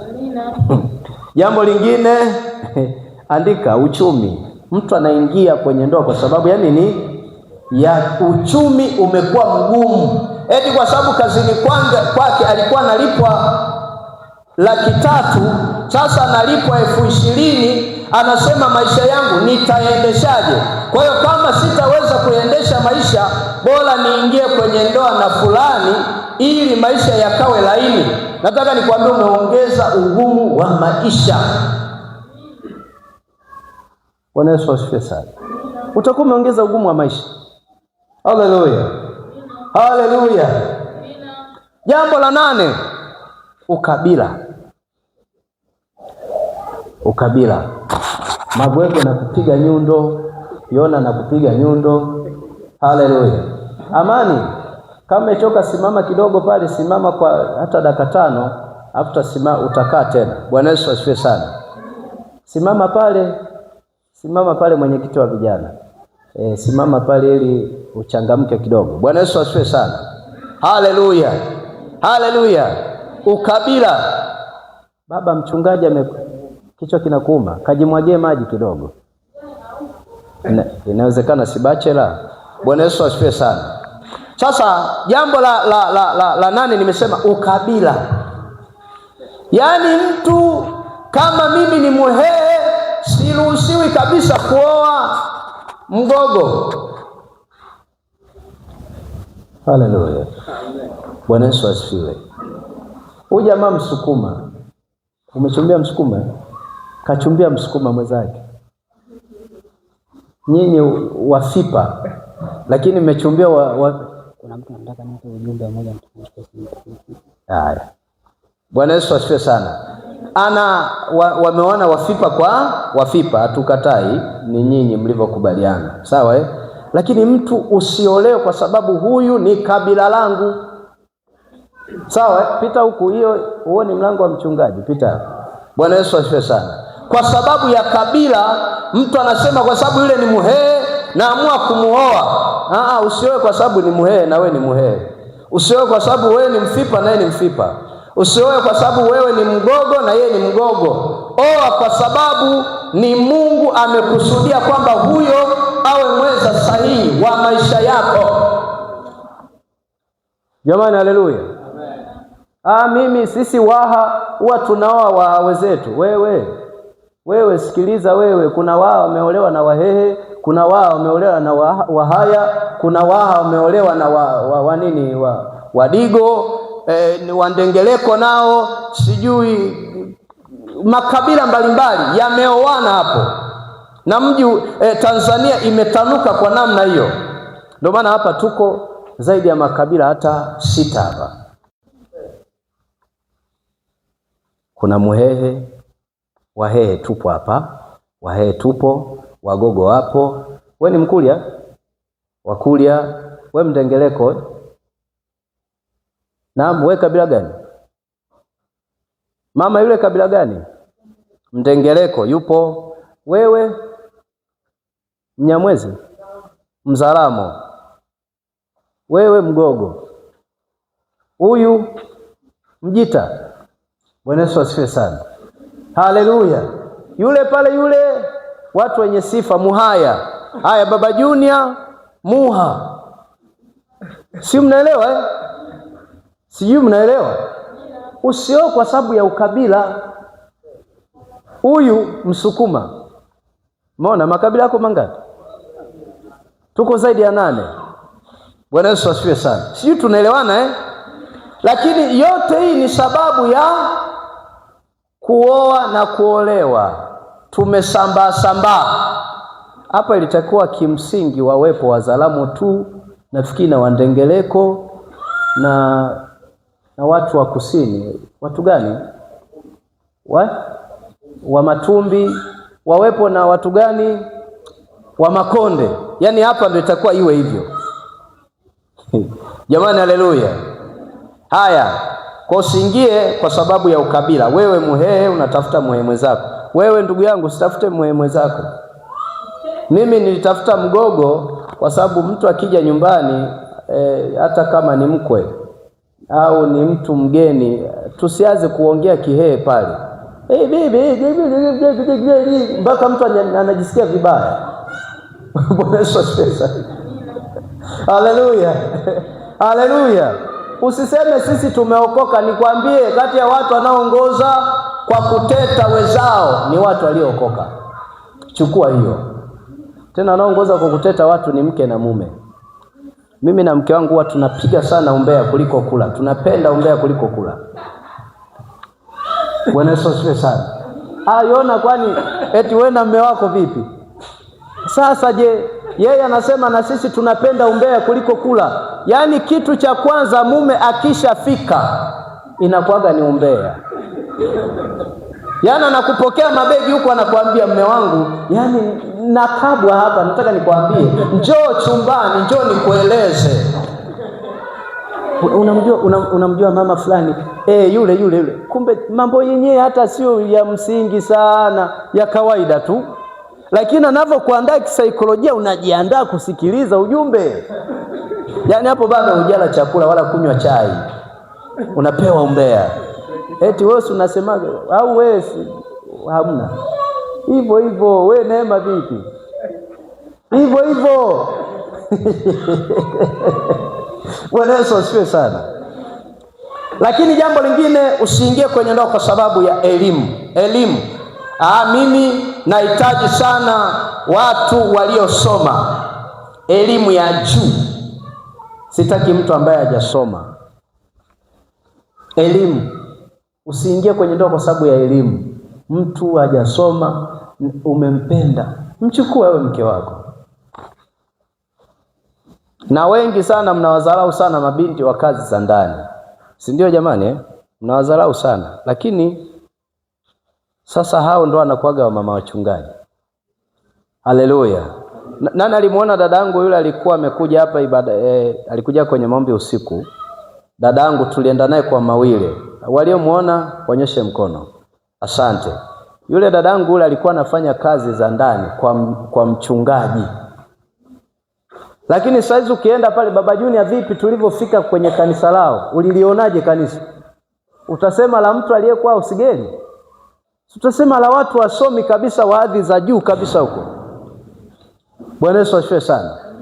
Nikwambie kitu, kuna watu wamesoma lakini hawajui hata kupika ugali. Unaelewa ndugu yangu? Yana akipika ugali, akipiga mbwa, ataanguka atakufa hapo. Yana nakanda tu kama anakanda liudongo, anakanda, mume wangu njoo ule. Ukipiga nani mbwa anaanguka na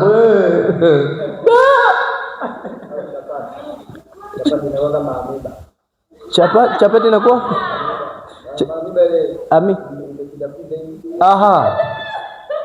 chapati akipika inapinda.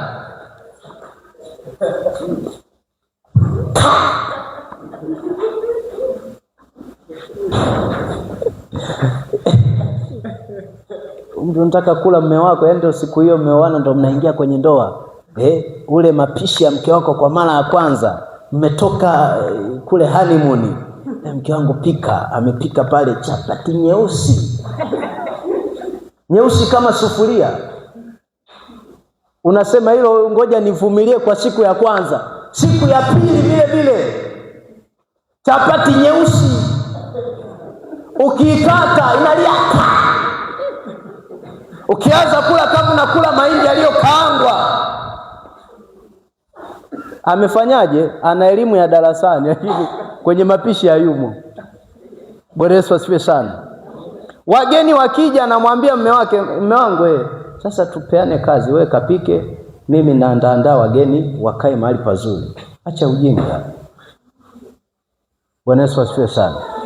Haleluya. Tena niwaambie kitu kwa mfano kwa sisi tuliooa Yona, sisi tuliooa, wake zetu msio mnatunulia chapati kule kwa mama wale. Watatuwekea limbwata, tutaanza kuwapenda wale. Tupikieni wenyewe. Mimi mke wangu namfurahia sana. Alisema sikubali. Hajapata kalaya akaanza kunipikia chapati kwenye nini? Kwenye sufuria. Inaiva vizuri unakula. Bwana Yesu asifiwe sana. Haleluya. Binti aliyesoma, hatukatai soma, lakini anafuga kucha mpaka huku. Zinafika hapa. Mimi nawaulizaga kabisa, naambia hivi wewe inaonekana ni mchafu sana Anafuga kucha mpaka huku. Hata kushika nguo afue hawezi. Mke mzuri hafugi kucha. Tunaelewana? Mke mzuri hafugi kucha. Yule kama sio jini Maimuna nini? Lucifer kabisa huyo. Bwana Yesu asifiwe sana. Haleluya. David anasema mimi napendaga wenye kucha, na kuambia hivi yule ni jini kasoro nusu. Anafugaje kucha? Kupika atapikaje? Huyu hata kuoga aogi. Bwana Yesu asifiwe sana. Huyu hata kuoga aogi. Haleluya. Haleluya. Bwana Yesu asifiwe. Mnasema nisiseme, nitasema. Lakini ukipata mke ambaye anajua kukarimu wageni, hata wageni wakija nyumbani kwako wanasema yes, hapa umepata mke. Bwana Yesu asifiwe sana. Haleluya. Elimu. Usiingie kwa ndoa kwa sababu mwenzako anaongea Kiingereza muda wote. Kama Wahaya, nimekupenda wewe, sijawahi kuona umechanganya ngeli za Kiingereza.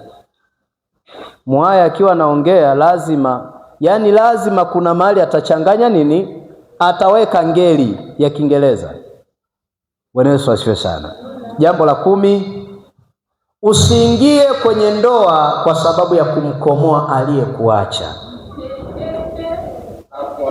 Sawa? Sawa? Hapana, haiwezekani yule ameniacha na mimi nataka nimuonyeshe kwamba nimependwa. Amani. Umemkomoa Msabato. Watu wanajiposti ulisema sitafika mbali, hapa ni wapi? Unamkomoa mwenzako aliyekuacha. Uliachana naye. Okay, hujafanya hivyo Okay, sasa nataka nikwambie kitu kimoja kwamba andika mambo yafuatayo uyafanye ukiachwa. Ukiachwa uyafanye mambo yafuatayo. Jambo la kwanza, toba ya kweli. Hakikisha unaomba rehema, Mungu akusamehe na Mungu amsamehe yule aliyekuacha. Lakini jambo la pili, mshukuru Mungu amekuponya na msiba. Inawezekana angekupeleka kwenye matatizo, angekupeleka kwenye shida, angekupeleka kwenye kujiua. Bwana Yesu asifiwe sana.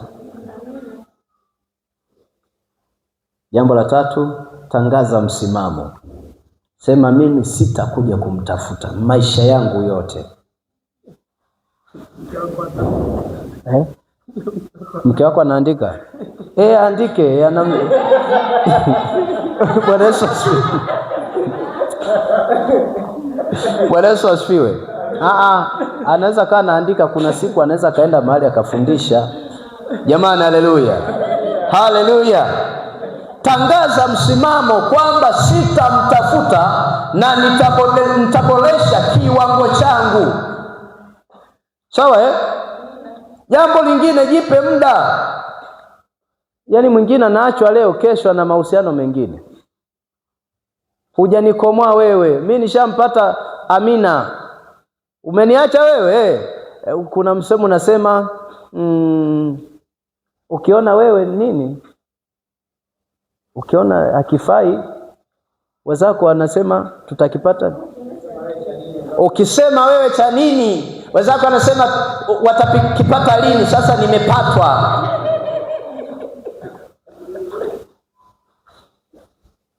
Umepatwa Si umepatwa? Usije ukamkomoa mchumba wako aliyekuacha. Bwana Yesu asifiwe sana. Aliyekuacha, jipe muda kwanza wa kutafakari, walau hata miezi 3. Unatafakari kwamba kwa nini ameniacha? Kwa nini? Nina mapungufu gani mimi mpaka nimeachwa? Kuna watu wengine waliachwa mpaka na wachumba 5 ndo anakuja kupata mke wake. Haleluya. Devi, ukimfuata yule Esther, ukimwambia nakupenda, akisema mimi sio type yako, mwambie nashukuru sana, Mungu akubariki, Mungu akusaidie. Huku naumia ndani, Mungu akusaidie. Unajua unapoachwa inauma sana, inauma. Haleluya. Inauma sana. Afu mbaya zaidi unaachwa, afu unatambulishwa mchumba mwingine hapo unaambiwa bwana, kuanzia leo mimi na wewe basi, mimi niko na huyu. Afu anambusu kapia, nakupenda. Unaionaje? Hujajituliga wewe? Bwana Yesu asifiwe sana. Lakini jambo lingine, unapoachwa, inua kiwango chako cha kumtafuta Mungu. Inua kiwango chako cha kumtafuta Mungu. Watu kama walivyosema watumishi wa Bwana kundi A, kwamba watu wengine wakishaingia kwenye mahusiano wanapoteza mahusiano yao na Mungu, wanajisahau. Kwa hiyo kisha jua kabisa nimeachwa, inua kiwango chako cha kumtafuta Mungu. Bwana Yesu asifiwe sana. Mtafute Mungu kwa bidii. Jiulize, ni wapi ambao nilikuwa nakwama mimi? Haleluya. Jambo la 5, andika. Jambo la 5 nafikiri ni hilo. Jambo la 6, andaa sadaka yako, katoe shukrani kanisani kwa kuachwa. Tena usifike hapa madhabahuni, jamani kanisa, namshukuru Mungu, nilikuwa kwenye mahusiano, sasa nimeachwa, namshukuru sana Mungu. Sisi tuanza kusema yani anamshukuru Mungu kwa kuachwa, alafu amefurahia hivyo. Huyu mnafiki huyu. Tafuta lugha nzuri. Jamani, namshukuru Mungu, Mungu amenitendea mambo ya ajabu maishani mwangu. Watu wataanza kupiga makofi na vigelegele wakitaka kusikiliza jambo gani la ajabu. Namshukuru sana Mungu, amenitendea mambo ya ajabu kwenye maisha yangu, sijawahi kuona kama alivyonitendea. Asante Yesu. Mchungaji anakuombea pale, ndo Mungu anaanza kufungua njia ya kumleta mtu mwingine. Haleluya. Lakini mtu mwingine akiachwa anasema hivi, Mungu ninaomba. Elia alikuwa ni mwanadamu kama sisi tulivyo. Aliomba moto ukashuka kwa wachoma wale miungu ya bahari. Na Elia aliomba mvua isinyeshe kwa miaka 3. Kama alikuwa mwanadamu kama mimi, na mimi natuma moto wa radi ukampige yule mchumba, ukishampiga umpeleke barabarani, agongwe na gari, akigongwa na gari asukumwe kwenye mtaro, mbwa wamkamate wamle. Na kuambia hivi hawezi kukutwa na hayo mambo. Bwana Yesu, wewe David bila kuelewa sana. Ulishafanya hivyo. Bwana Yesu asifiwe sana. Wengi walioachwa wanawaombea vibaya wachumba zao. Sasa unapoendelea kumwombea mabaya mchumba wako aliyekuacha, unashangaa unamwombea mabaya apigwe na radi, unashangaa unaambiwa bwana fulani ametangaza uchumba. Mungu, mbona ujibu maombi yangu? Mungu wewe, Mungu nisamehe, nilimnenea vibaya mtumishi wako. Wewe mshukuru Mungu. Unapoachwa mshukuru, ingawa huwa inauma sana, mshukuru Mungu. Sawa lakini toa sadaka yako ya nini? Ya shukrani. Lakini ni 7 nafikiri, mpende usimchukie. Mtu aliyekuacha mpende usimchukie. Bwana Yesu asifiwe sana. Usimchukie aliyekuacha, mpende, tena mpende kwa moyo wako wote. Ni kanuni kabisa ya kibibilia kwamba mpende adui yako. Bwana Yesu asifiwe sana. Mpende adui yako. Jambo lingine la mwisho kabisa, ongeza thamani yako. Ongeza thamani yako. Ninaposema ongeza thamani yako, kama ulikuwa unavaa kiatu kimoja wiki nzima, vaa hata pea 3 kwa wiki. Ongeza thamani yako. Yaani akikuona tu mtandaoni, anasema hivi nilimwacha au ni yeye, au unaona utasikia inbox anakufuata. Hivi ni wewe, unasema mimi sio mimi. Mimi sio yule. Nimetangaza msimamo. Badilisha thamani yako. Kama ulikuwa unasuka twende Kilioni, anza kusuka twende Arusha kwenye mkutano. Bwana Yesu asifiwe sana. Haleluya. Tafuta hata nywele zile za kukrochi vizuri tu nywele twako, akiona apate wivu. Salijua utaumia, alijua utaangamia. Sasa pendeza, vaa vizuri, hata ukatoka nje unatembea tena, jipitishe mahali ambapo anashindaga kila siku. Jipitishe kwamba umekubaliwa na nani? Umekubaliwa na Mungu hivyo ulivyo. Haleluya. Sasa mtu ameachwa, anamchukia kabisa yule mtu aliyebwaja. Mjinga mkubwa yule, ana lolote. Pole sana. 11. Kuepuka kero. Mtu anaingia kwenye ndoa kwa kuepuka kero na maswali ya watu. Usiingie kwenye ndoa kwa sababu ya maswali ya watu au jamii kwamba utaoa lini au utaolewa lini. Bwana Yesu asifiwe sana. Mtu anaingia kwenye ndoa kwa sababu anaulizwa maswali. Nimechoka kuulizwa maswali. Kila siku naulizwa nitaolewa lini. Kila siku naulizwa nitaoa lini. Nimechoka, bora tu niingie kwenye ndoa. Anamwambia mchumbake, bwana lini unaleta mahali? Leta mahali haraka. Maana naulizwa sana huku mtaani huku, anasema tujui labda nina shida. Usiolewe kwa sababu naulizwa maswali. Jamani, Bwana Yesu asifiwe sana. Usije ukaolewa kwa sababu naulizwa maswali. Haleluya. Jambo la 12, kuvutiwa kwa nje kimuonekano wake, lakini ndani hafai kuingia naye kwenye agano la ndoa. Nafikiri hapa sasa hii niruke kidogo, nimalizie hizi zingine afu nije nifafanue hii. Maana hii ndio shida sana kwenye kanisa la leo. Sawa Haya, jambo la 13, andika kulipa fadhila. Mtu anaingia kwenye ndoa kwa ajili ya kulipa nini? Fadhila. Amesaidiwa kipindi akiwa kwenye matatizo, sasa anataka fanyaje? Alipe fadhila. Usiingie kwenye ndoa kwa sababu ulisaidiwa kwenye matatizo yako na kadhalika. 14, usiingie kwenye ndoa kwa sababu wazazi wamekuchagulia mke, wamekuchagulia mke. Hiyo ni mitazamo ambayo haitakiwi uwe nayo. Sawa? Mimi naingia kwenye ndoa nina mtazamo kwamba natazamia wazazi wanichagulie mke ili niingie kwenye nini? Kwenye ndoa. Hiyo mitazamo iondoe kabisa.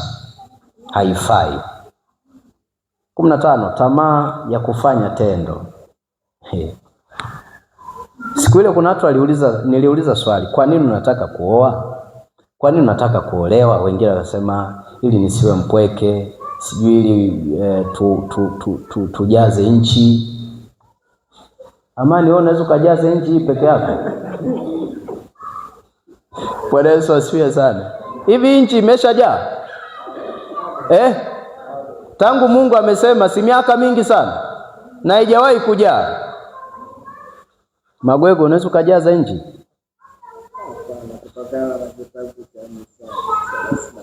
Mithali 31 inasemaje? Kuna vitu vitatu mpaka 4 visivyoshika. Kwanza tumbo La kwanza tumbo, ardhi haishibagi,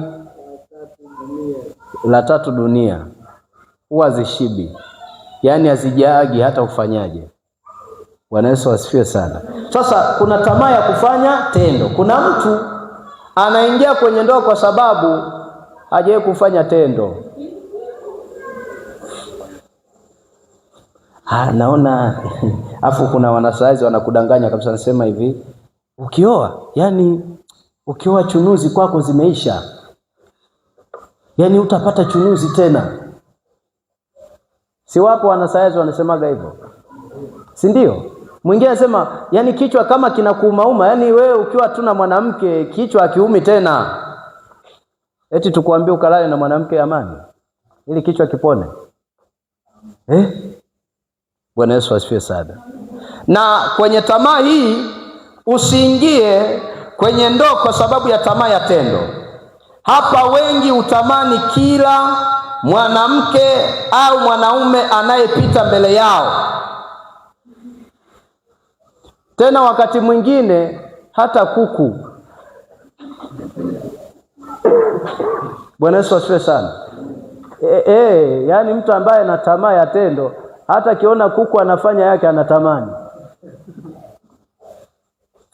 Bwana Yesu asifiwe sana. Akiona kuku ndo nini mbwa? Akiona mbwa ndo vile wanafanya, anasogea kabisa angalie kuna nini kinaendelea. Bwana Yesu asifiwe sana. Anaingia kwenye ndoa kwa sababu ya nini? Mwili unawaka tamaa. Unatamani angalau awe na mtu. Ndio pale sasa tunasema vijana wanajichukulia sheria. Wameshaelewa. Bwana Yesu asifiwe sana. Sasa kuna mtu yuko madhabahuni, anaweza kaa analuka kweli kweli, analuka, lakini akifika nyumbani anaanza kuwaza, hivi ni mimi yule au ni nani? Bwana Yesu asifiwe sana. Ni mimi yule au ni nani? Anaanza kujichukulia sheria mkononi. Nifafanulie amani, maana naona nacheka. Kujichukulia sheria mkononi anafanyaje?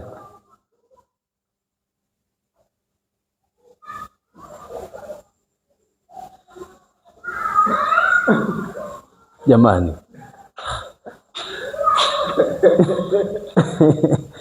Si nimeona mmecheka, mmeshasema unajichukulia sheria mkononi. Na maanisha nini? Naam? Mmecheka wengi. Haya basi wewe wawakilishe. Tuambie kujichukulia sheria mkononi ni nini? Okay. Bwana Yesu asifiwe sana. Kufanyaje? Kujichua. Lugha rahisi ya ni nzuri zaidi kupiga punyeto. Bwana Yesu asifiwe.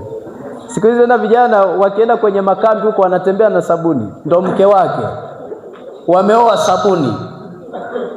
Lakini mabinti wanatembea na, siku hizi wanauza uume bandia. Dunia imeendelea, wanauza uume bandia, lakini pia wananunua karoti, wananunua ndizi mzuzu. Yes. Huyo ni mume wake. Nini? Matango. Asante sana Amani. Amani unaelewa Bwana Yesu asifiwe. Haleluya. Kwa sababu ya tamaa mtu anaona nimechoka, natamani niingie kwenye ndoa. Akiona hakuna mtu anayeelekea kumuoa, anaamua kuchukua tango kuwa mume wake.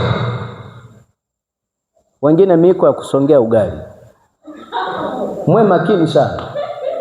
Sio mnafika tu binti amepanga, mnachukua mwiko mnaanza kusonga ugali. Mwe makini. Bwana Yesu asifiwe sana.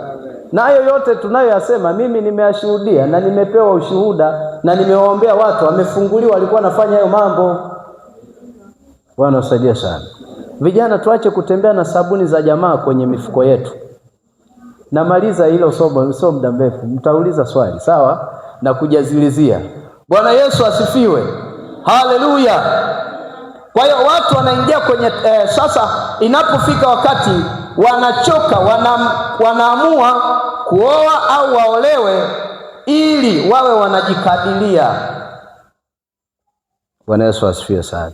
Unasema mimi nikiolewa. Unajua moja ya kitu ambacho tunadanganyana sana kabla tujaoana. Utasikia hapo unafanya nini? Sema hapa nimelala. Umelalia upande gani? Nimegeukia kaskazini. Sasa hapo chukua huo mto, fanya kama ndo mimi. Ulalie afu ukamie. Ni message za vijana. Bwana Yesu asifiwe sana. Ni message za vijana hizo. Haleluya. Sasa hapo wewe mdada nani mchumbangu hapo umelalaje? Mimi nimelalia mgongo. Haya nyanyua mguu weka dirishani. Bwana Yesu asifiwe sana. Ndio vijana wenye tamani ni kuingia kwenye ndoa kwa sababu ya nini? Ya tendo. Akiingia kwenye ndoa anakuta tendo kumbe ni kitu tu cha kawaida katika maisha ya wanandoa. Nikwambie kitu, kwenye ndoa ni zaidi ya tendo. Bwana Yesu asifiwe sana. Kwa sababu kwenye ndoa, yani mke wako ukitoka kwenye shughuli naambia mke wangu sasa nataka nikusalimie. Anajua unataka kumsalimieje. Haleluya. Sasa msiwake tamaa mili yenu. Biblia inasema enyi binti za Yerusalemu, msiachochee mapenzi kabla ya wakati mpaka yatakapoona vema yenyewe. Wakati ukifika ukiingia kwenye ndoa, nataka nikwambie utakuwa unajikadiria tu wewe mwenyewe. Nirudi kwenye point ile ya ngapi? Ya 13 Inasemaje? Nini? Tamaa ya umbo. Mtu tende namba 12, kuvutiwa kwa nje kimuonekano wake, lakini ndani hafai kuingia naye kwenye ndoa. Nataka mweupe. Kuna mtu anataka mweupe, kuna mtu anasema nataka mwenye makalio, nataka mwenye maziwa makubwa kama tikiti, nataka mwenye lips nzuri, nataka mwembamba, nataka mwenye namba 1, nataka mwenye namba 6, nataka mwenye namba 8, nataka mwenye namba 9. Haleluya. Mimi Jumapili ile niliwatega nijue niko na watu wa aina gani. Haleluya. Nikajua kwamba kuna watu wanapenda vibonge, wanapenda ile namba 9. Namba 9 ni mtu mmoja ambaye ana maziwa kama tikiti, kwa huku juu amejazia, afu ana kitambi hapa, alafu huku ni flat. Bwana Yesu, tunawajua? Kumbe mchunguzaji mzuri. Namba 1 ni mtu ambaye amenyoka. Nilikaa na vijana jioni, nikawa na wahoji, wakanieleza namba 1 ni mtu aliyenyoka, sio mnene wala sio, yani hana kamlima, hana chochote, ni mwembamba automatically. Lakini mwingine anasema napenda namba 8, huko juu ni kembamba. Hebu nielezee vizuri. Yes, tusaidie kidogo ili tujue. Alieleza nani siku ile? Nani alieleza? James. Yeye alisema namba 6. Namba 6 ni mwembamba huku juu, alafu pamevimba. Amen. Namba 6 mtu ambaye hapa ana sana madogo. Okay, namba saa 6. Tuta. Jamani, Bwana Yesu asifiwe sana. Namba 8, hebu tueleze mama mchungaji, ni mtu aina gani? Namba 8 juu yani kwa wastani, sio sana na sio kumbamba, lakini pia hana tumbo sana.